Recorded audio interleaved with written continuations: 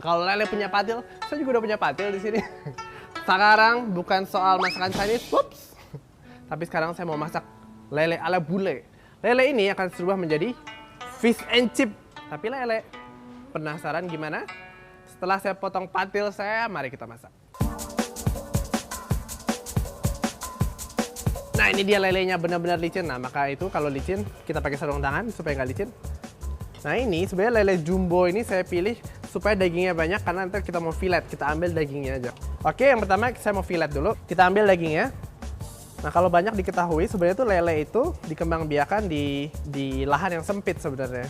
Di air yang keruh dan dia bertahan kalau di air yang keruh yang kotor. Nah dia biasanya akan membersihkan airnya. Bukan berarti dia hidup di kotor karena lele yang dikonsumsi ini biasanya dia ditaruh di tempat di air yang bersih dulu supaya isi perutnya bersih lagi. Jadi jangan takut makan lele. Sip. Nah, saya sudah dapat fillet lele yang kedua. Nah, ini memang kecil, makanya cari lele yang besar. Saya sudah dapat dua jenis, ada yang kecil, ada yang besar. Nah, sekarang tersisa kulitnya di sini. Nah, terserah mau dikulitin atau tidak. Tapi nanti kulitnya kalau digoreng dia akan menjadi crispy juga. Tapi untuk resep ini mungkin saya kulitin. Taruh seperti ini. Nanti tinggal digeser. Kita tarik kulitnya. Nah, nanti yang tersisa kulitnya. Nah, ini tersisa tinggal lelenya. Oke, sip. Nah, sekarang saya mau nyiapin butternya. Butternya itulah campuran tepungnya. Dan di sini udah ada minyak untuk mendeep fry semuanya. Sekarang saya mau bersihin dulu, lalu kita goreng semuanya. Oke, nah sekarang kita mau buat butternya atau bagian tepungnya, tepung untuk pencelupnya. Nah, ini gampang banget sebenarnya. Nggak perlu ribet, di sini saya cuma butuh tepung terigu, protein yang rendah, ada garam dan merica. Di sini ada bubuk cabai untuk penambah rasa aja dan warnanya nanti akan coklat kalau ditambahin bubuk cabai.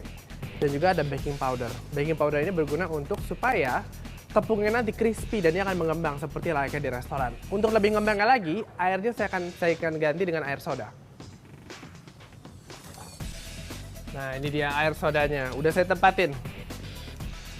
Nah, air soda ini benar-benar air soda yang nggak ada rasanya. Ataupun boleh pakai soda biasa pun nggak apa-apa.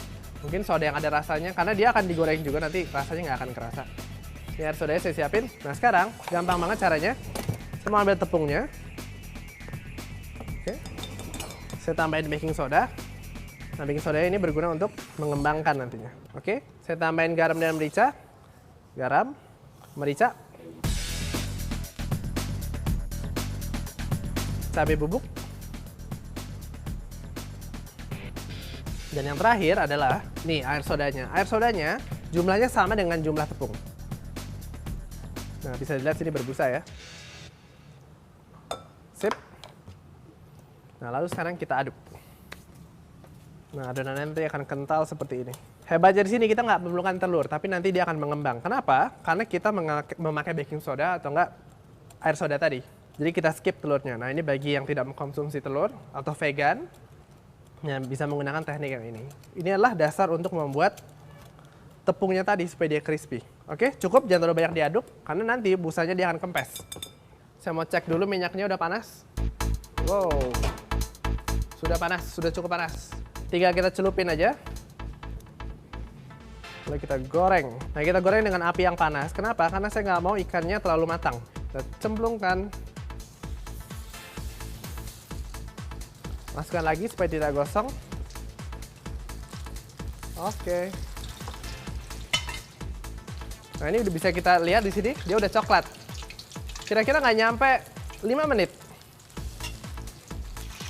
Nah, bisa dilihat sini, wow, coklatnya sempurna dan dia mengembang besar banget ya. Sip. Nah, kita tirisin.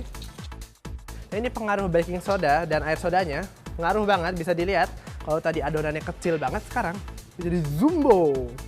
Nah, ini dia salah satu trik di restoran. Sebenarnya banyak banget di restoran tuh yang pakai baking soda atau enggak air soda supaya sebenarnya ikan yang kecil tadi berubah menjadi besar dan orang-orang bayarnya mahal. Padahal isinya di dalam ikannya kecil. Udah tahu gimana sekarang triknya, bisa dicoba di rumah. Dan ini enak banget, crispy banget. Bisa kedengeran di sini. Crispy.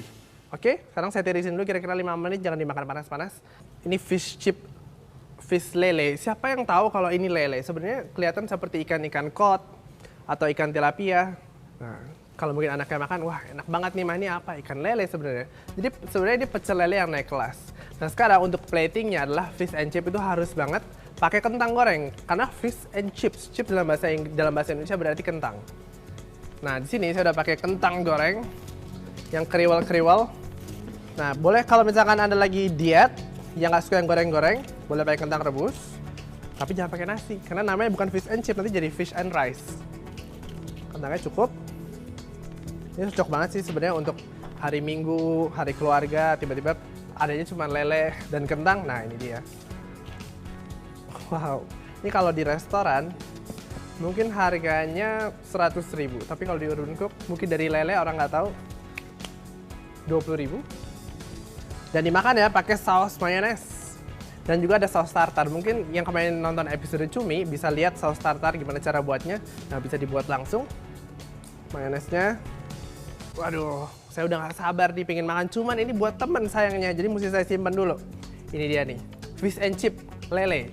Thank you banget inspirasinya buat saya waktu dulu kerja di Melbourne. Chef saya ngajarin gimana cara buat fish and chip yang baik dan benar. Nah ini dia nih hasil karyanya. Mungkin ini salah satu yang pertama fish and chip terbuat dari lele. Hanya di Urban Cook.